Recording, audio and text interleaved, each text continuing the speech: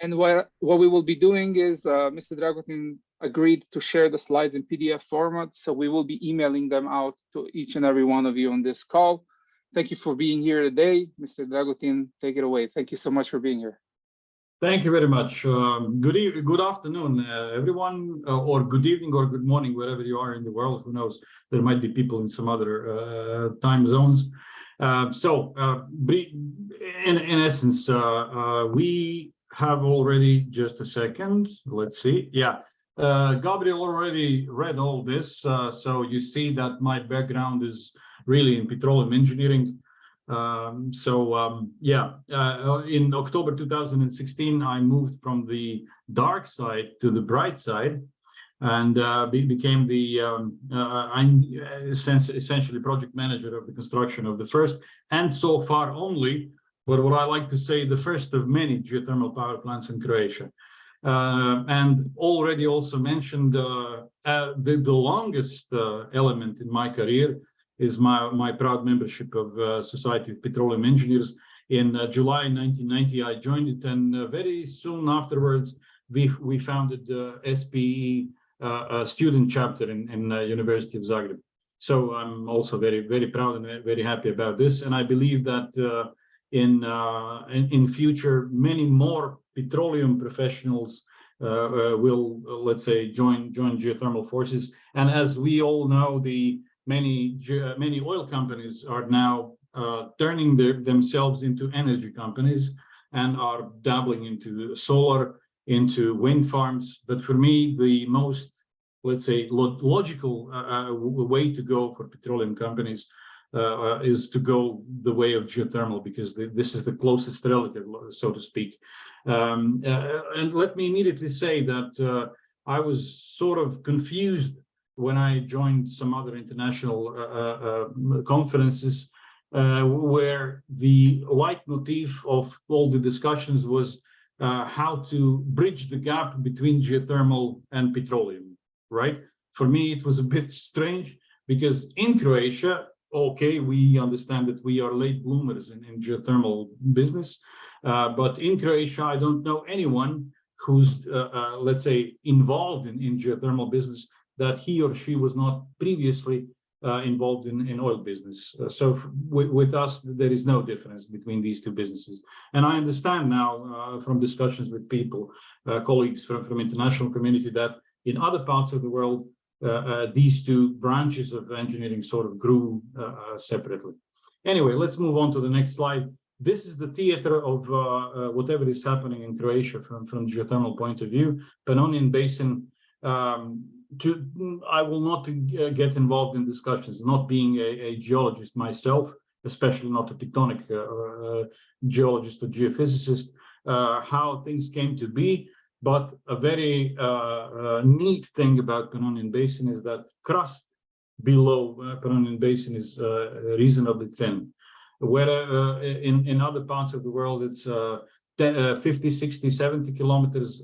In Pannonian Basin, it's between 20, as far as I read about it, 25 and 40 kilometers. And this is the reason why in Pannonian Basin, we have a regional, let's say, anomaly of really high heat flow from the center of the earth and a very steep geothermal gradient. For example, in Croatia, let me just one side note is that even in Roman times, people understood the value and they were tapping the geothermal resources. Akve Jase, people from Croatia will recognize it as Varaždinske Toplice. There are records from 1st century Anno Domini, you know, that already Roman soldiers actually had a small spa there where they would recuperate from wounds and from exhaustion of military campaigns around the Roman Empire. They would come there and utilize not just the heat of geothermal water, but also medical healing properties, because this water is rich in sulfur compounds. So geothermal gradient in Croatia is higher than, I mean, in continental part of Croatia is higher than on the average in Europe. I don't like to talk in 0.049 degrees Celsius per meter of depth. I like to translate it like here. into easier numbers to remember. So usually in continental part of Croatia, if you drill to 2,000 meters, you will reach temperature of around 100 degrees Celsius. At about 3,000 meters, you will have around 150 degrees Celsius. At about 4,000 meters, then again, to about 200 degrees Celsius, etc. So there are anomalies to the, let's say, to higher or to lower temperatures on the average, but this is the sort of average. And this was confirmed, let me mention, in continental part of Croatia, historically speaking, looking for oil and gas, the INA, which was then state-owned oil company, now it's not state anymore. State has 47 or 48% of shares, everything else is privately owned. Drilled more than 4,200 wells, and wherever we would drill in continental part of Croatia, we would find numbers like this. So the again, focus. Croatian Hydrocarbon Agency, that I will mention a couple of times during my presentation, has estimated, and I might say quite conservatively, the capacity of electricity generation from geothermal sources to 500 megawatts. But I hear people from Croatian Hydrocarbon Agency now already talking about 1,000 megawatts of capacity. And this is something that when I talk to international experts, people will say absolutely 750 to 1,000, understanding the regional anomaly, not local anomalies around fault lines. These are regional anomalies, and this is something that we should be looking forward to. Just as a comparison, that continental part of Croatia is blessed, let's say, with high geothermal gradient. On the other side, from the wind and solar, you will see that you see the map of the mean annual power density. It's much, much higher along the coastline as compared to the continental part of Croatia. And solar, total annual installation in kilowatt hours per square meter. You see the vast difference between the Dalmatian coastline, the Primorje coastline, and the islands compared to the continental part of Croatia. So each of the parts of our country has its own benefits and its own preferable renewable energy sources. Also, it is not it's not negligible to the area occupied, because again, when you talk about utilization of renewable energy sources, you only have as much space as you have in your country, right? So you can see the source of this data is the Department of Energy, United States Department of Energy. I have to admit these numbers are maybe 10 years old. In the meantime, they might have changed. I will have to look for it. You see how geothermal electricity generation or utilizes much smaller footprint than wind and solar compared, and especially coal. And coal here most probably has to do also with open pit mines for digging coal. But geothermal, intuitively, we all who are here understand that geothermal, essentially the surface area occupied is not very large, because you will have some well pads, you will have the power plant itself, there will be some pipelines connecting all of these elements, and that's about it. By the way, for example, for the first geothermal power plant in Croatia and the exploitation field of Velika Ciglana, I calculated, and the let's say utilization of the surface area is less than 1% of the total size of the exploitation field, because of course everything that matters, the energy utilization and the reservoir, everything is at the depth of below 2,500 to 3,000 meters. So not much is on the surface.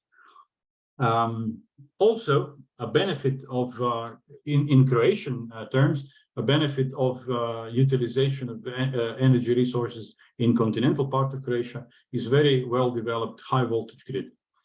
So just to explain, grid rules in Croatia, in many other European countries, probably elsewhere in the world, are such that if you go to 10 megawatt of your power plant, you actually you are allowed to go into the medium voltage grid, which is up to 35 kilovolt energy level. If you want to go above 10 megawatt, you need to go into high voltage, which means 110, 220, or 400 kilovolt. Luckily for us, apart from this central part, which is maybe it could be better, right? So there are some gaps around here, but reasonably well developed. So the 110 up is very present. There are quite a few substations, and it's not very congested. So if I will just go back to this slide, along the coastline, we have hundreds and hundreds of megawatts of wind farms. Also, there are solar farms which are announced to be built there, and already along the coast in the hubs in the high voltage grid, there are issues of congestion. In continental part of Croatia, we're luckily not there. So we have full capacity available for development of the geothermal resources. Now, historically speaking, geothermal potential of Croatia, and again, I'm talking about electricity generation only. If we talk about direct utilization of heat for either industrial, agricultural, district heating purposes, we haven't even, not that I'm aware, we haven't even calculated what the capacity is, because you can utilize sandstone reservoirs with lower temperature. So probably we're talking about gigawatts of heat capacity. As far as the electricity generation capacity, you see that in energy strategy of Republic of Croatia in 2002, 2009, it was all about 50 megawatt, and that was quite unimpressive. And even in 2020, the strategy was, talking about 100 megawatts, maybe built by end of 2050. But then, Croatian Hydrocarbon Agency, with their, again, I have to emphasize, quite conservative calculations, they came to 500 and above megawatts.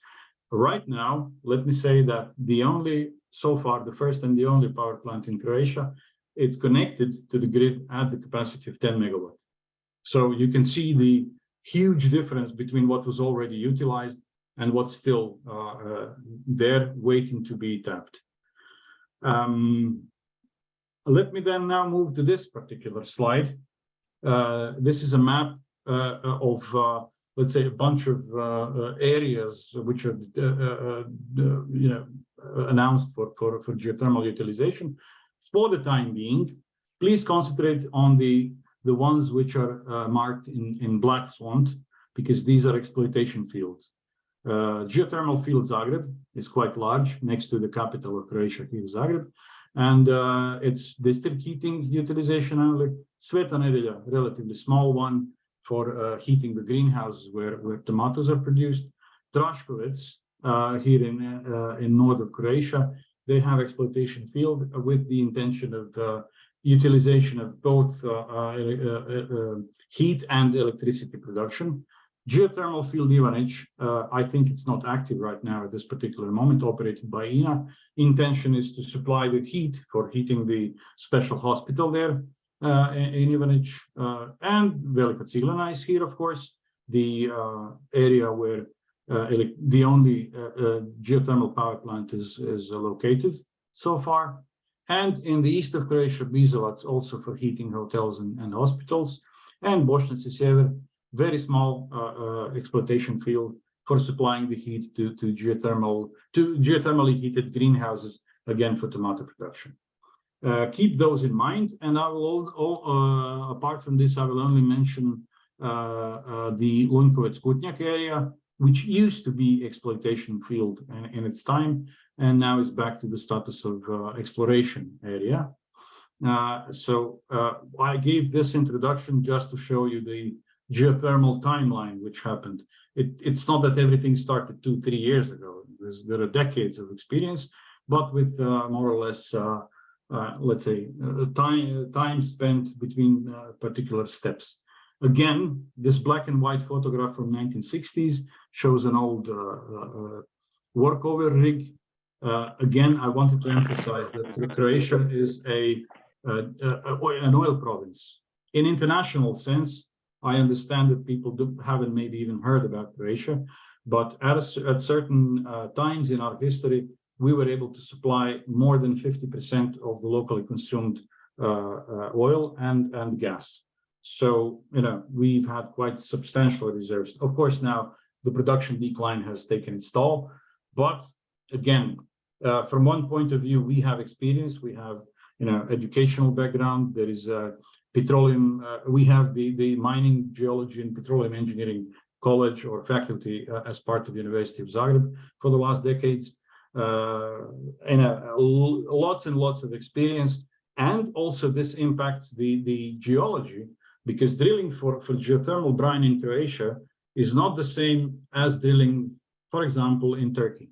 Because in Turkey, you are drilling to reach the geothermal reservoirs. Between surface and geothermal reservoirs, you do not expect any shows of gas or oil, lenses of high pressure gas, something that would make some nasty surprises. In Croatia, yes, we have to take this into account. And when you are drilling for geothermal, it's not impossible that you will reach or that you will encounter some hydrocarbons in between. And plus, the gas which is present in geothermal reservoirs might contain substantial amounts of hydrocarbons as well. So to go back to the timeline, in 1967, that's 1 year before I was born, Bizovac 1 well was drilled in northeast of Croatia with temperature of 96 degrees Celsius, no shows of hydrocarbons. So even year after this, people started informally using this hot water for bathing and stuff like this, but nothing much. In 1969, I mentioned Lunjkovec-Kutnjak. Kutnjak 1 was drilled with 145 degrees Celsius, right? So substantial temperatures. In 1976, again, in the vicinity of Kutnjak, Lunjkovec 1, but shallower on the structure, 128 degrees Celsius. 1977, well, Stupnik 1, which was actually drilled in 1960s, around mid-1960s, was tested in some deeper parts and deeper intervals. And this was the moment that people from INA recognized that there is a geothermal field in the vicinity of Zagreb at a temperature of 75 to 82 degrees Celsius, depending on where on structure you are. In 1986, actually, this was the first well which was actively looking for geothermal reservoir. To the west of Zagreb, INA drilled a reasonably shallow well, Nedelja 1, looking for the extension of this geothermal reservoir in the south of Zagreb, and they found it. Actually, there are geothermal reserves at the temperature of 65 degrees Celsius. In 1988, already after many years of production of oil from Ivanić oil field, which is southeast of Zagreb, a dedicated thermal well, this is why T is in the name of the well, dedicated geothermal well, finding a reservoir at the temperature of 60 degrees Celsius, was drilled specifically to provide the hot water for heating the hospital there in Ivanić.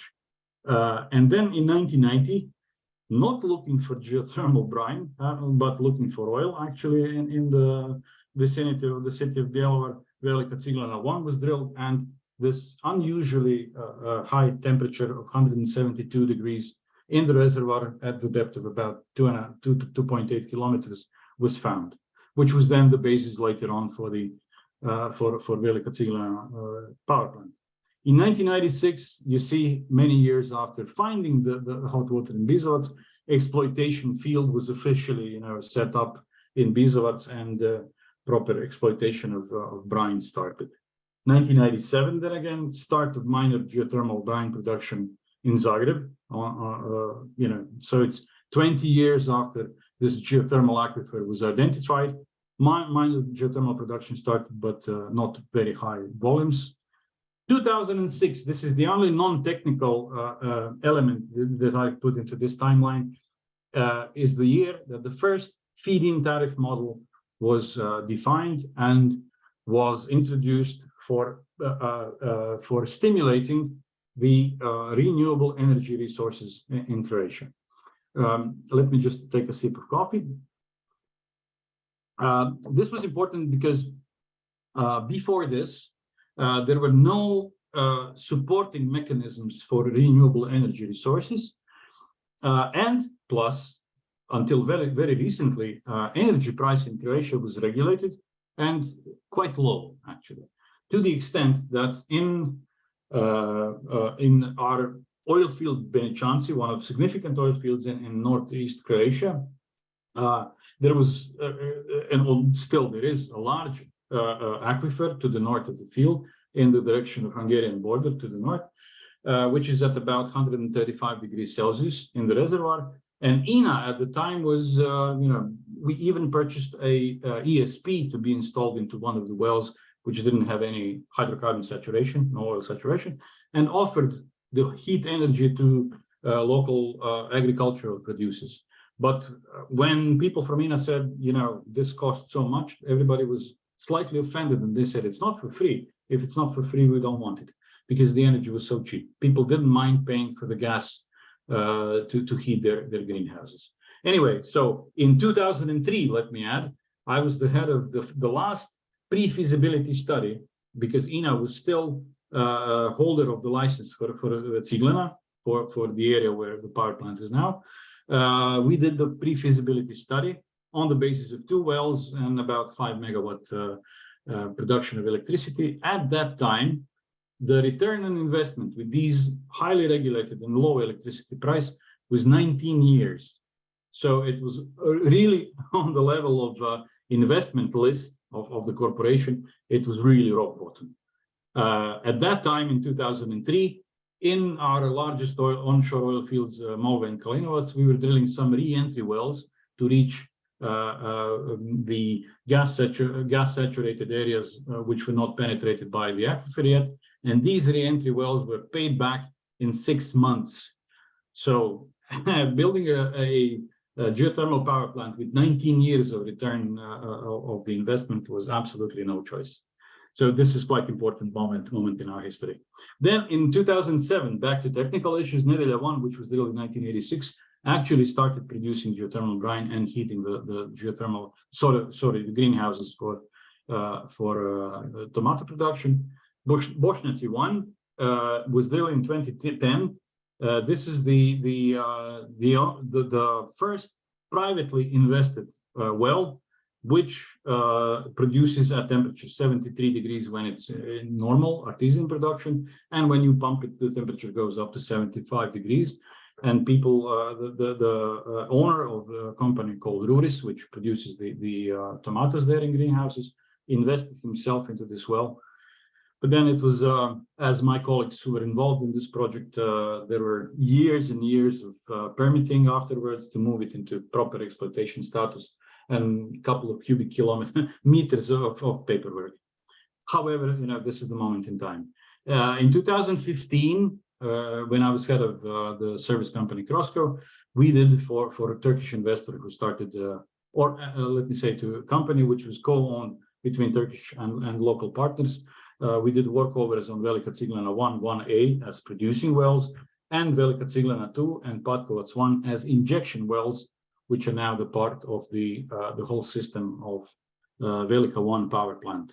And in 2019, when I was already project manager of this project, we had startup of the geothermal power plant Velika 1 with connection capacity of 10 megawatts, gross capacity of 16.5. We will see it later on. So this was the breakthrough finally for the electricity generation from geothermal. So you see that it started quite, let's say, 50 plus years ago with some attempts, but it's picking up very much and speeding up. The energy-related authorities, which are the most important when you are developing geothermal projects in Croatia. First off, Ministry of Economy and Sustainable Development.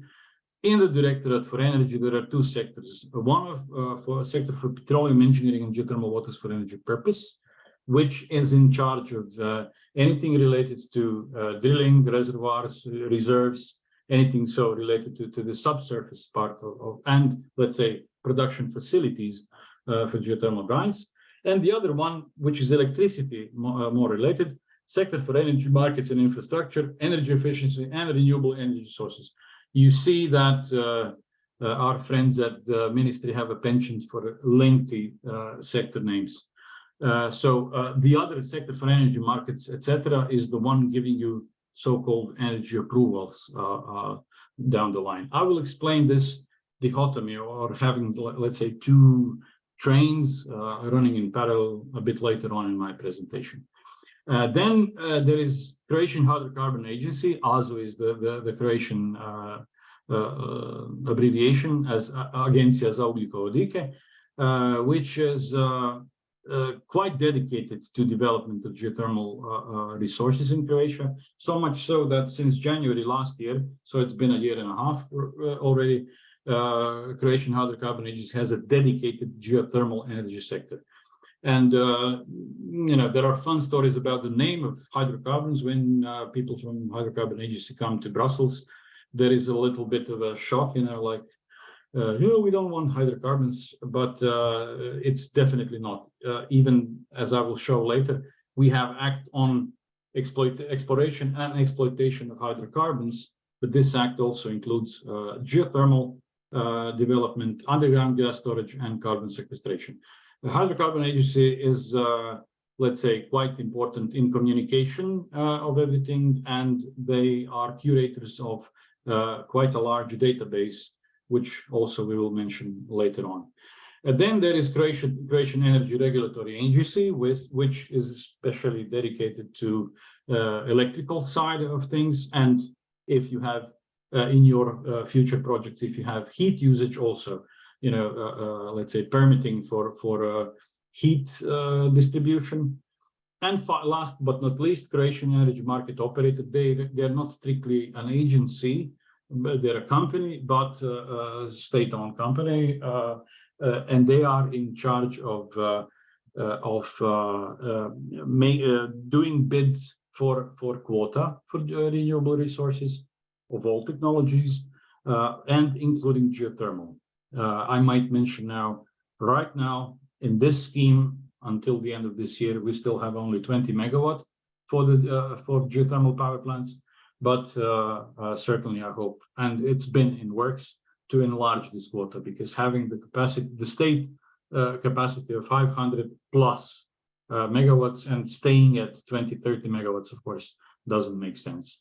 One important thing that I have to mention and commend our authorities is that when there was pressure from Brussels to put all the renewable energy sources into the same basket, they fought back, sort of. Maybe this is too tough language, but we were absolutely against, and these guys, all kudos for this. They stopped this from happening, because in some administrations, in some EU members, where authorities allowed everything to be, all the renewable energy technologies to be lumped together, this didn't work, because, of course, you understand, installing photovoltaic power plants is so much cheaper than geothermal, that if you are bidding for the same megawatts, of course, geothermal will never win. So kudos for this, and for stimulating the geothermal resources in a proper manner. This is legal background. Back. And very, very, tiny excerpt of all the laws and all the regulations. I just listed the most important ones. So first and foremost, as I said, Act on Exploration and Exploitation of Hydrocarbons, which regulates drilling wells, handling reservoirs, construction of the production facilities, etc., etc. And it's lex specialis in Croatia, which is not even well understood by designing companies, I have to say, because people go to Act on Construction. And indeed, Act on Construction is in charge of construction of the power plant. But everything else around the power plant, bringing the geothermal brine to the power plant, it's on the basis of Act on Exploration and Exploitation of Hydrocarbons. Another important law is Act on Renewable Energy Resources and Highly Efficient Cogeneration, which defines all the methods and all the background and the structure of how premium pricing nowadays is done, how these bids are accepted, etc., etc. And of course, there are the bylaws which define this in more details. Act on electricity market as well. If you're doing the geothermal power plants, I mean electricity generation, of course, act on natural protection, very important and sometimes quite limiting in allowing the activities to happen, but this is what the following the European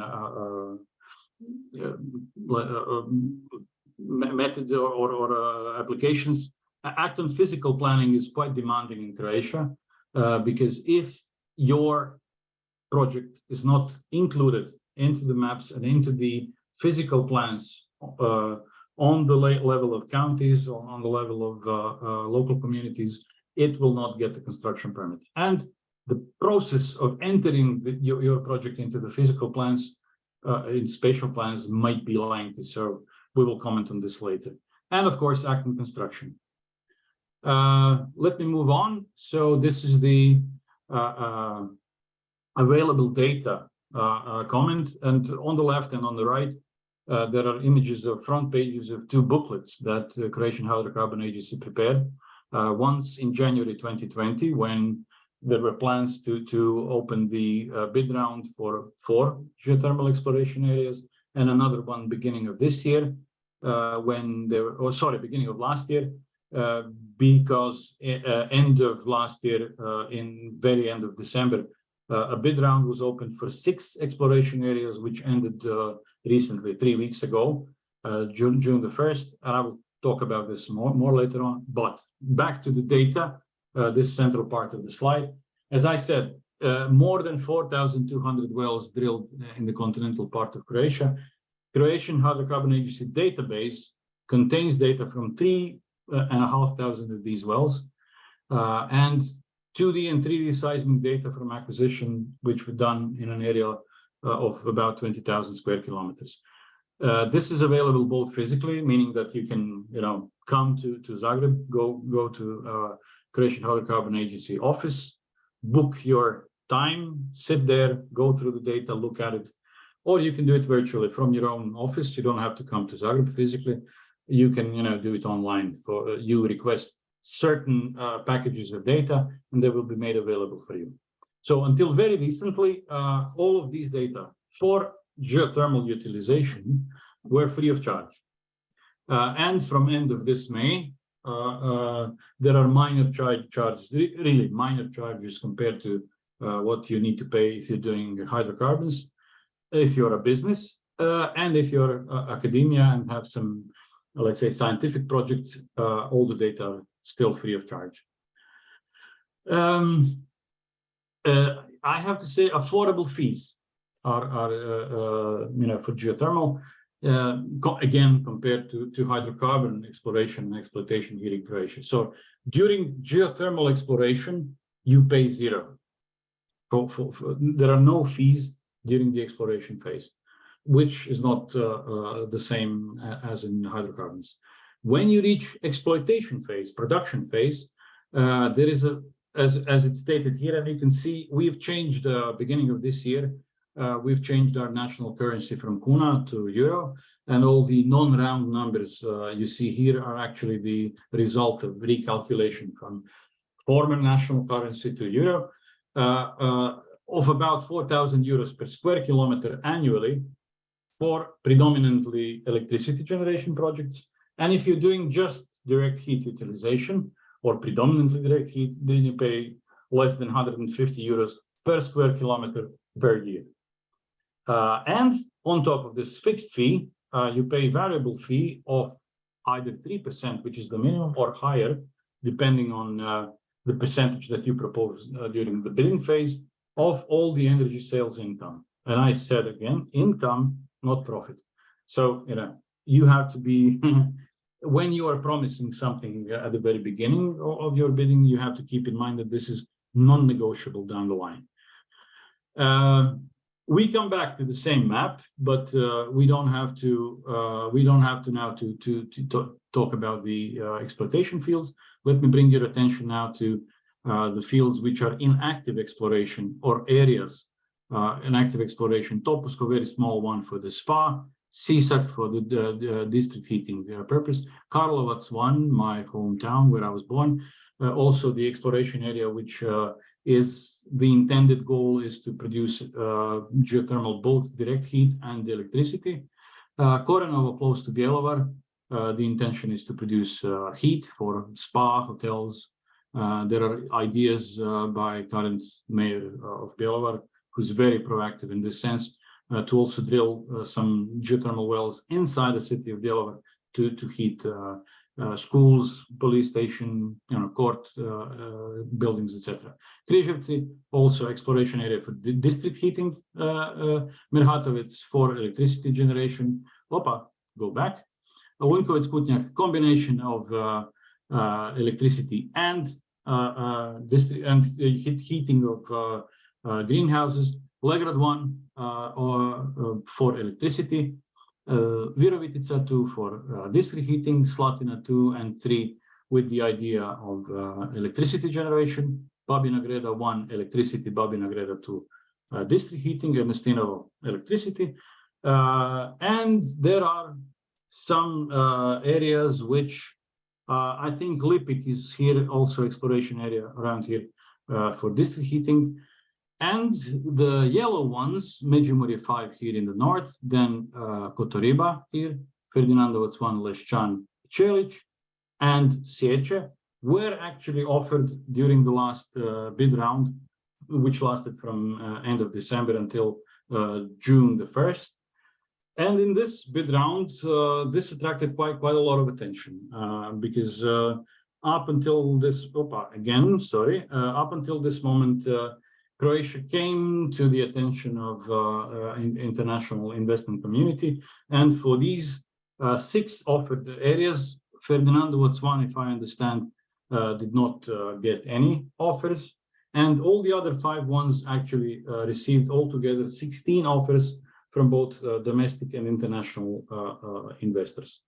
We still didn't see the results of this. It's still in the, let's say, in evaluation, but I expect that reasonably soon, and hopefully before the summer, if not then immediately after the summer holidays, we will learn exactly who will be the holders of exploration rights in all of these areas.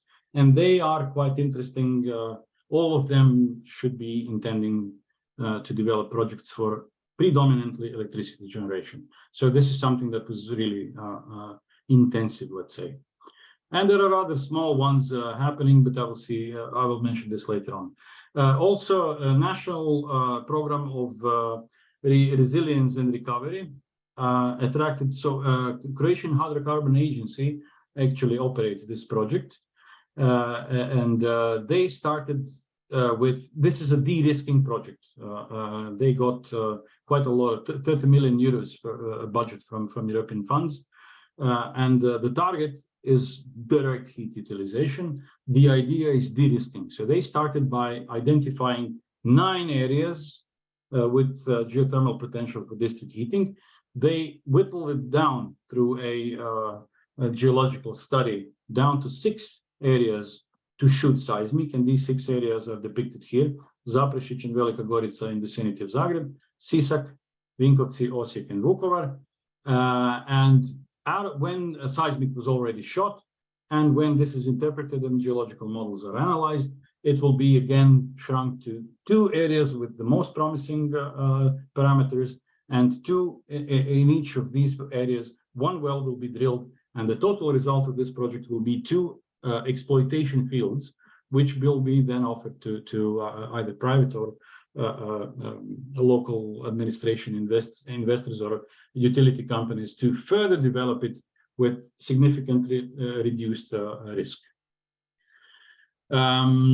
So bidding over time, I didn't go very far into the future, but in 2018 there were 4 bids, 2019 5, 2020 5.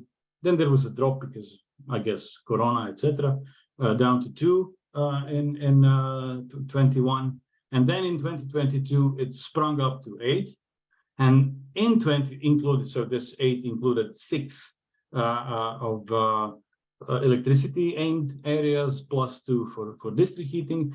And in 2023 already, until during the first half of the year, there were 8 bid rounds.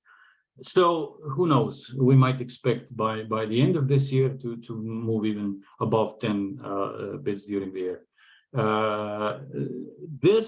The increase of the frequency and the number of bid rounds being opened, which you can follow on the webpage of Croatian Hydrocarbon Agency, is partly due to this EEA grant, European Economy Area grant, which was, as you can see, opened for technical documentation for utilization of geothermal energy between September and December of 2021, with a total budget of 3 million euros, where, frankly speaking, the criteria were slightly reduced so that the budget would be fully utilized.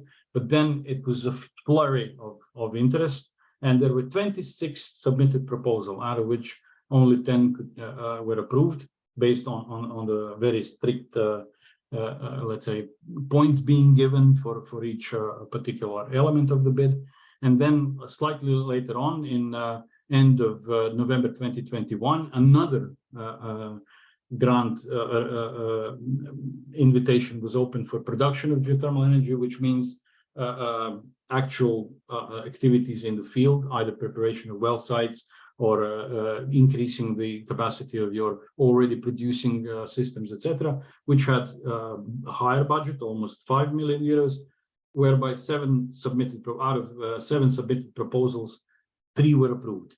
And importantly, again, both calls were also aimed at direct heat utilization only. So somehow the electricity production is viewed as the private investment business in Croatia, as mostly elsewhere in the European Union.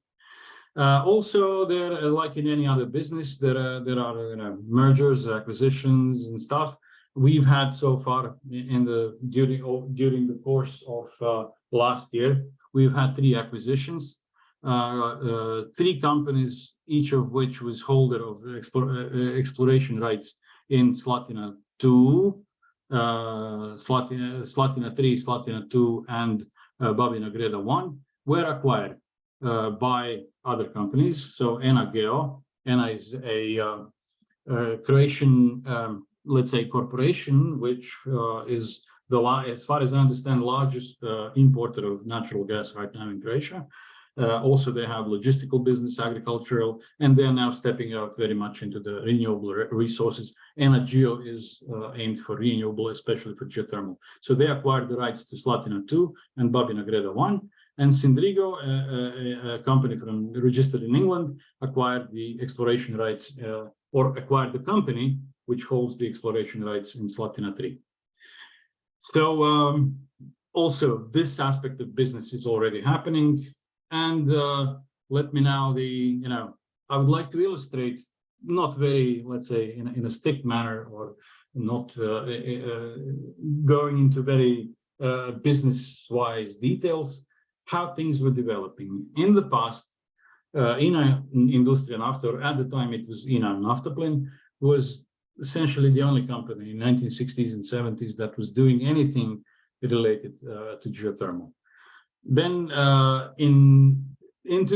forgot to mention now, I have to say, in 2006, there was a company called Geothermal, which acquired the rights of Ciglana exploitation. Now just I realized this, but INA Industria Nafta formed, together with some other companies, 2 joint venture companies, which I have to say did not work well. And as you can see, they were closed some years later. Geopodravina was the company which was a joint venture of INA, a Croatian electrical utility company, then Podravka, the largest local regional producer of food. Then there was Križevačko, Koprivnička County, where Linkovac Kutnjak is partly located, and the local community of Legrad. So there were 5 entities involved in Geopodravina, but there were issues in how to manage this company. And of course, the most important thing was when money was supposed to be paid into the project to develop something, nothing much happened. Very similar fate was Terme Zagreb, which was 50-50 owned by INA on one end and city of Zagreb on the other side. Again, nothing much was happening for years and years, and even the investments into the maintenance of wellheads and wells did not happen really. So in the end, the exploitation rights were transferred to another company, which is operating it now. And INA essentially, and the city of Zagreb closed the company in 2019. So for much of the, let's say, history, not many companies were involved. And then when things really started moving, this is what happened. And so I'm not even talking about all of the companies which are involved. I just listed some of the companies which I know that are involved, and I looked through the online court registry of Croatian courts to just search for geothermal there. So this is not listed in any let's say any priorities. There are some active companies, there are some companies which are maybe even not active at all, but you can see the interest and development of both companies owned by local communities and privately owned companies. University of Zagreb is not listed here as well. I apologize, Daria, if you're looking this presentation, I forgot to enter it. You warned me about this. Also, university is very active in helping people define the geothermal, let's say, resources. So there is quite a vibrant activity right now, and international companies are also coming in and opening their own. Terra Energy generation company, for example, is the local entity owned by Sojak, which is developing Legrad. You will see some photos later on, etc., etc. So there are many companies now involved, including my own small Kalida Aqua consulting company, which is also active in these projects. And now, these are the criteria. I will show criteria and compare the ones which were involved, which were let's say defined for the bid round in 2020, and compare it to what changed in the meantime. So the original, or the, let's say, bid round from 10 to 2010 included detailed exploration program, which would include reprocessing, seismic, additional geophysical service, drilling new wells, and testing old wells. So the more you would put there, the better it would be. Also, element of which was given additional points was duration of exploration. At the time in 2020, Croatian Hydrocarbon Agency stated that you can do maximum 5 years according to the Act on Hydrocarbons, but the shorter period you offered, the better it was, or you would get more points. Also, it was the issue of the offered royalty fee. At the time, again, according to the Act on Hydrocarbons, minimum 3% of the production revenue, the higher, the better. Again, I will emphasize, for anyone who might be interested in entering the geothermal business here, obligatory for production agreement. If you say 15%, it will be 15% in your production agreement. And down the line, you will have to pay this. So, of course, you have to be careful about this, that you don't overpromise. Then there were other technical, financial, and experience-related criteria, which would represent 20% of total points, 80% being the exploration program. Bid bond, that depends. So it's depending on whether it's a direct heat usage, small area, not very attractive. It would be about 10,000–15,000 euro, and up to 100,000 euro if it's an electricity generation, if there is electricity generation potential. So, quite a sizable business behind this. So like in the last bid round, which was closed on June the 1st, bid bond was 100,000 euros per each exploration area you would bid for. Then down the line in the new bid round, the last one, things changed. So reprocessing seismic and testing old wells is not an option anymore. I mean, down the line you can do it. You can maybe shoot reprocessing seismic. You will probably want to do this, you're not getting any points for this. And testing old wells is something that you might be able to do, because old wells which are outside of the realm of exploitation of ENA or anyone else are available if they're inside your exploration area, but you don't get any points in your bid when you're submitting it. Maximum duration of exploration is not appointed any points anymore, because it was understood that if people are pressed to shorten down, they will probably overpromise the short duration of your exploration area, and this is again not given any additional points anymore. Then in the last bid round, recognizing the, let's say, business attractiveness of the offered exploration areas, this is not 3%. Minimum there in the last bid round was 5%. So increased. The technical financial experience related criteria are not given any additional points in the recent bid rounds. They are there only in case you would have two people bidding against each other, or two organizations, and they would get exactly the same amount of points. Then the technical financial and experience related criteria come into the focus, and they are then analyzed. And additionally, financial value of exploration program, which in the 2020 bid round was not even evaluated, now represents 50% of total points. And Croatian Hydrocarbon Agency and Ministry now analyzing the offers for the last bid round. They're quite intensively insisting on demonstrating the financial capacity of future investors, to be sure that once you come in, once you get the exploration rights, that indeed you will be able to finance the whole operation. Now the permitting is this image is from a guide for investors done by Renewable Energy Sources Croatia, which I used to be a member of, and we did this guide for international investors for geothermal. So the timeline shown there, shown down here in colors, essentially shows the normal timeline for any renewable energy source or power plant to be developed, inclusion into spatial or physical plans. Quite important, as I said, no construction permits if your power plant is not there. Getting an energy approval is now quite early. Grid connection contract, environmental approvals, location permit, completion of land permit, building or construction permit. Then you construct your power plant, and then you finally get the usage or operational permit, and then you're online.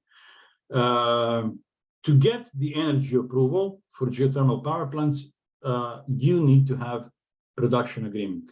And to be able to get to your production agreement, you have to finish your exploration program, have your reserves laboratory, your reserve statement approved, having a field development plan approved, exploitation field established, and property rights for all the locations of your future wells and facilities and connection pipelines resolved, so that you can peacefully go and construct your production facilities. And then you get the energy approval, and you go down the line. Until recently, or maybe the introduction of this new bylaw, it will be happening very soon, the possibility to participate in a premium price tender, which is opened and handled by HROTE, by Croatian operator of the energy market, required that you have a location permit for your power plant already set up. But this is now changed so that, again, click. Okay, fine. That the energy approval is enough, to move things faster, to debottleneck a bit, to make things or to put the energy projects onto the grid in a faster manner. So this is, let's say, a nice move that you can move faster. Anyway, this is something that perplexes international investors when they come to Croatia.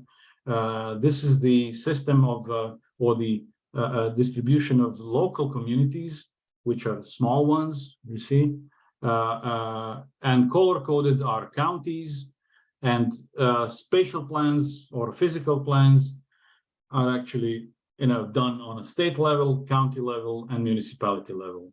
Depending on the power plant capacity that you're planning to build, your level of physical planning can either be municipality. If you're 10 to 20, it has to be on the county level. If it's above 20, on the state level. It complicates things for investors, but for geothermal, we've successfully pushed through in one of the projects the idea that you don't go all the way to the reserves elaborate to push things into the procedure in the changes of spatial plans. This is something I have no idea. In some other legislations, it's easier. It's maybe not as complicated and as demanding. In Croatia, it is. It's quite an important matter, and it has to be pushed very early from the beginning of the project. Something which I don't really like about the system is that if your geothermal reservoir sort of goes between two counties, and let's say that you would want to define your exploitation field, which would be straddling the county boundary, you need to go for the approvals and even to get all the permits and usage permit from the state level, not from the regional or local level. This complicates things a little bit, but again, it's doable. You just have to start very early.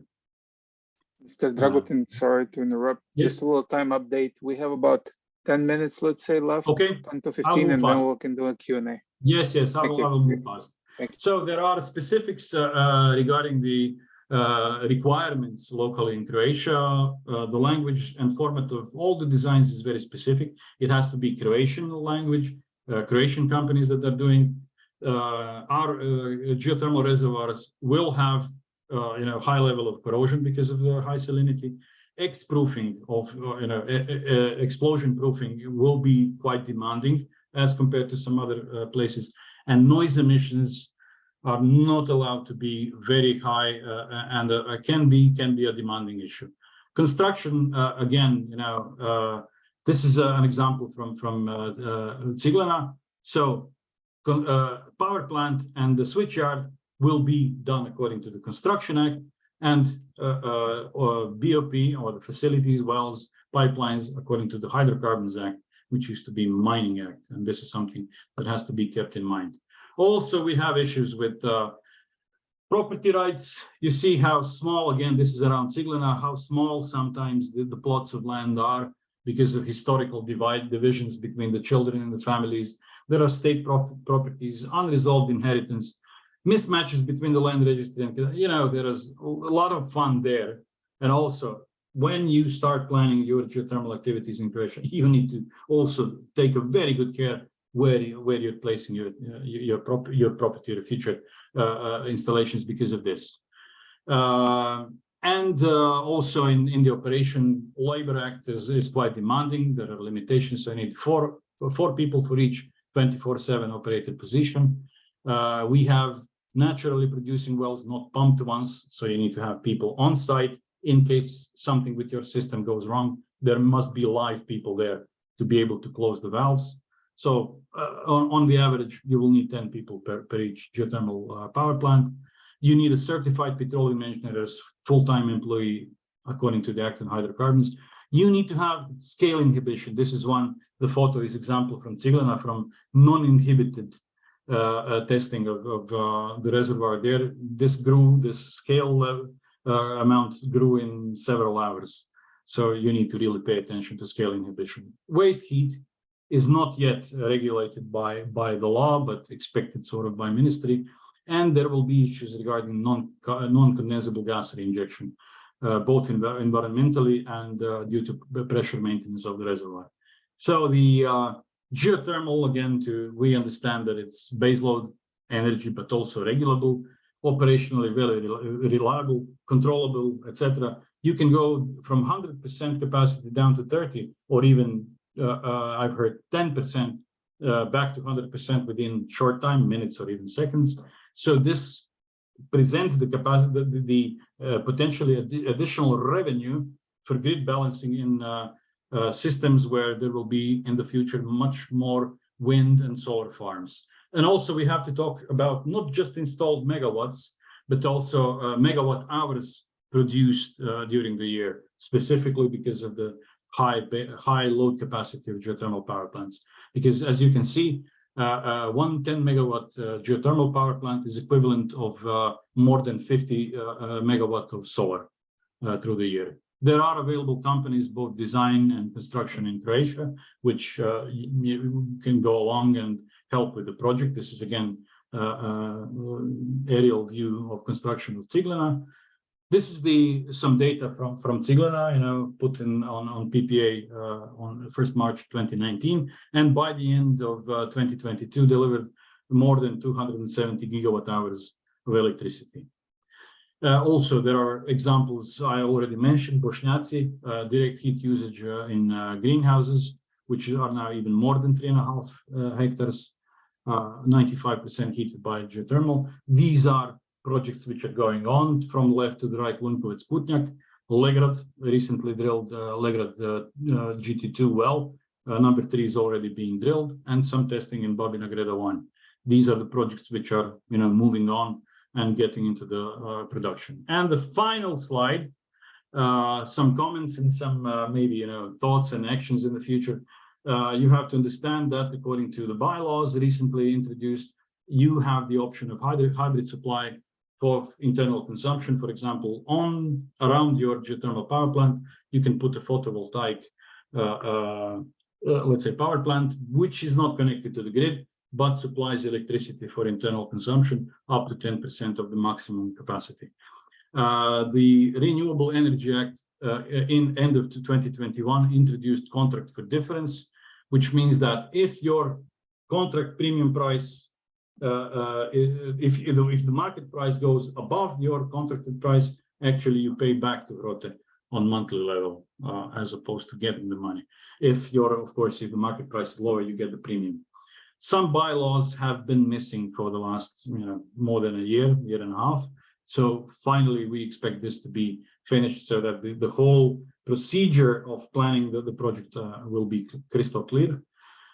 Incentives have to be defined for the forthcoming period. I said from the previous periods, we have 20 megawatts left, but we certainly believe that this is going to be increased. Some procedural debottlenecking and clarifications of laws and bylaws are still needed, but we are learning as we move along. Some simplifications for small agricultural projects, because it's not the same if you have one well and a greenhouse and you have 10 wells and 15 or 20 megawatt power plant. So this is already something that's starting to be introduced. In Croatia and in the region, there is also possibility for some equipment manufacturing and maintenance opportunities, which I certainly hope will be recognized by international and domestic investment community and utilized. Lithium, unfortunately, any data laboratory analysis data that I saw from geothermal brines from Croatia do not indicate unfortunately commercial level of concentration, but who knows, maybe even other minerals can be attractive, not just lithium. And finally, something that's been mentioned off and on recently, hydrogen production, which would be well suited for geothermal power plants, because if you are in the middle of somewhere where you would have to build 20 kilometers of high voltage line, maybe if we are certain about future market conditions for selling the hydrogen, maybe it makes sense to immediately install the hydrogen production instead of connecting it to the grid. And that's it. Thank you very much. Thank you very much, Mr. Dragutin. That was a very insightful and very detailed presentation. We might have people on the call that want to come in and invest. That was a really good direction of what needs to be done and what to look for. What I found very interesting is that there is a lot of activity. I'm very glad we did this talk, because there's a lot of ongoing projects, you were showing how the bidding has increased, and that's all good news, I would say, for geothermal energy. One of the things I was wondering, and I'm going to kick off here with a question, is what is the appetite in the Croatian market, and then based on your experience in Europe, for super hot rock, going at hotter temperatures, something that's beyond the hydrothermal, beyond, you know, the regular geothermal. Like, what are your thoughts on it? Well, I'm absolutely certain that in 5, 10, 15 years, it might pick up.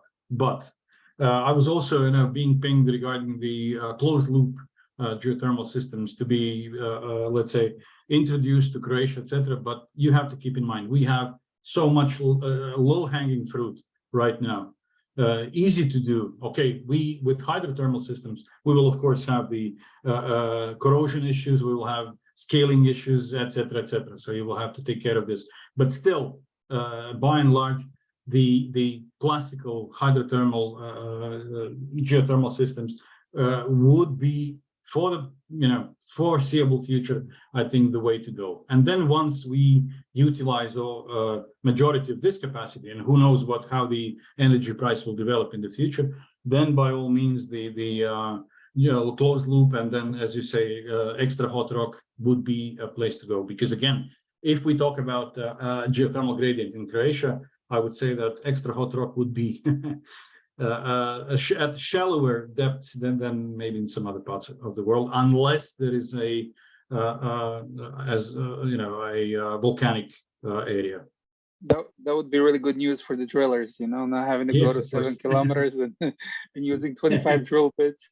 Yeah, I agree. Okay, we had a question here in the group. Let's say, would you have the total depths? You remember you showed the geothermal timeline wells with the list that you showed. Would you have the total depths and the static temperatures mentioned? I suppose this is more of a suggestion for when we share the slides. Would that be okay? Yeah, sure. I can add this before sharing the PDF. Yeah, absolutely. Okay. Perfect. And then, well, I don't see other questions in the chat. So you've done an amazing job at giving out the information. Oh, there's another one. Putting people to sleep, maybe. Who knows? No. That has not happened.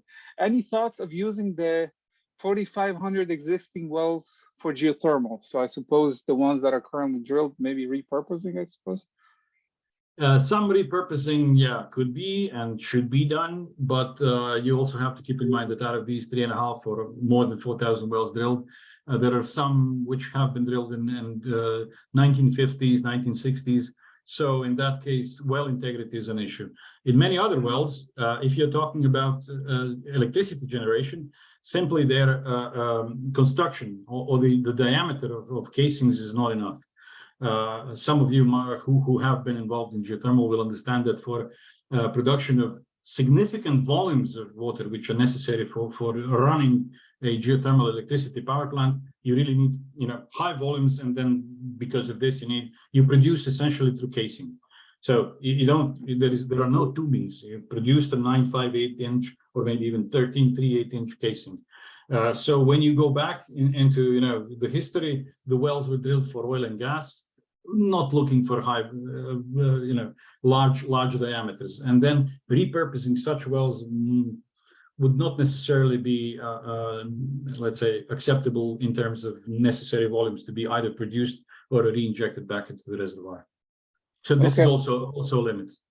Thank you very much. We actually had one of the talks, the second geothermal special talk, was talking a little bit about this, and we will have SP Spain in a couple of months talking about this effort.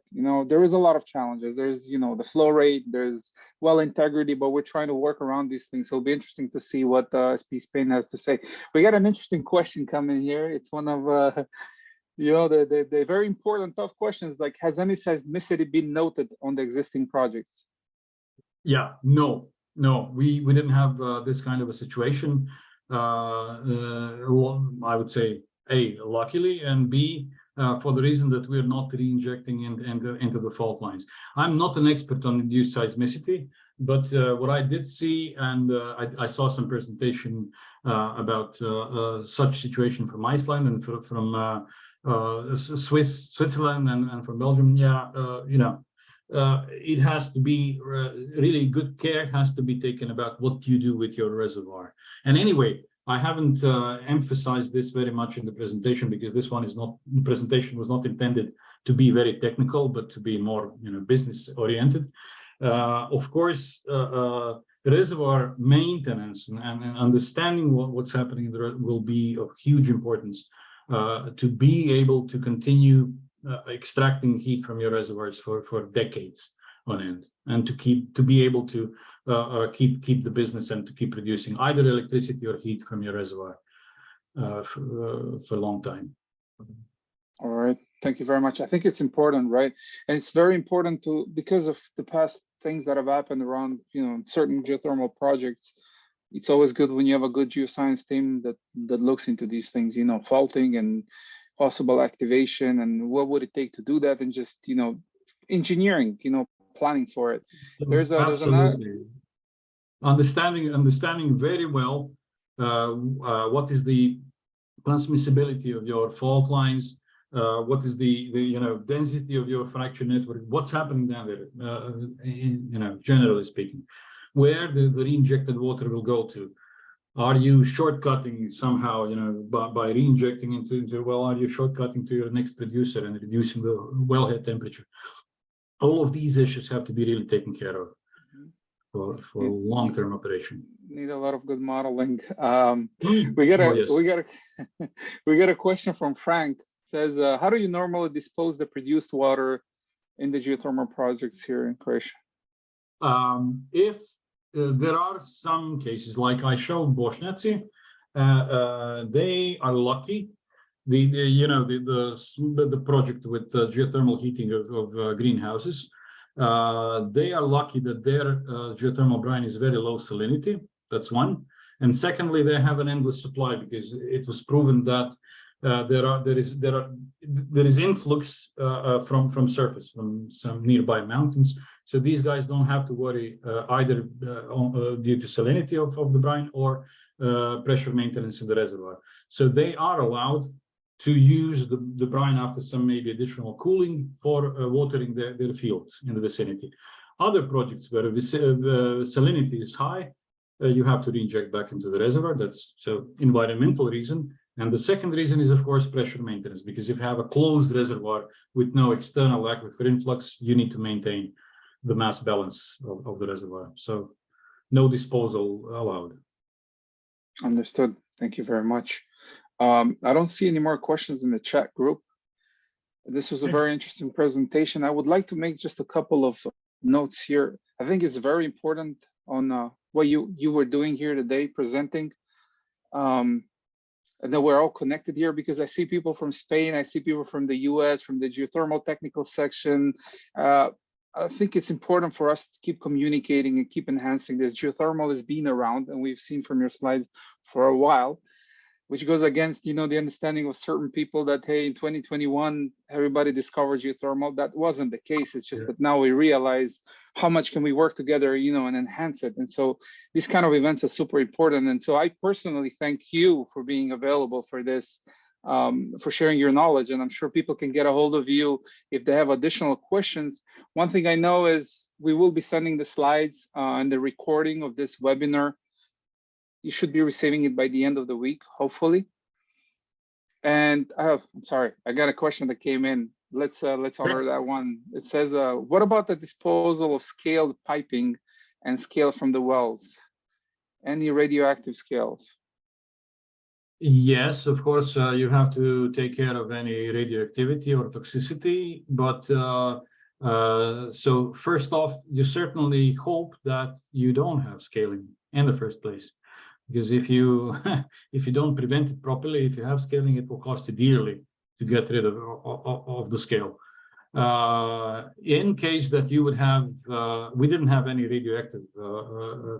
radioactivity so far. Even when I was head of Croatia, I can share this anecdote. There was an urban legend that water in Ciglina is very radioactive, So the trade union handling the workers in Croatia said, no, we have to check this. And fair enough, we invited people from Physical Institute in Zagreb, and these guys went there and measured the radioactivity, and it was really on the level of background natural radioactivity. In case there would be toxic or radioactive materials, there are companies in Croatia who are authorized, certified to handle such materials and to dispose of them properly. Like, for example, during drilling, you cannot just bury it somewhere. The drill materials, you have to engage a certified company with all sorts of credentials and certificates to get to handle your drilled materials in a proper way. So Got yeah, it. it's quite regulated. Thank you very much. All right, so that was the last question. One thing I would like to mention, in July 11th, we will have SPE London presenting on a very interesting project. I will not share much detail as it will be coming through LinkedIn and through the local sections. So we really hope to see you all there for the next one. I would like to thank everybody that was here. I would like to thank once more Mr. Dragutin, and we'll see you on the next one. Thank you. Thank you.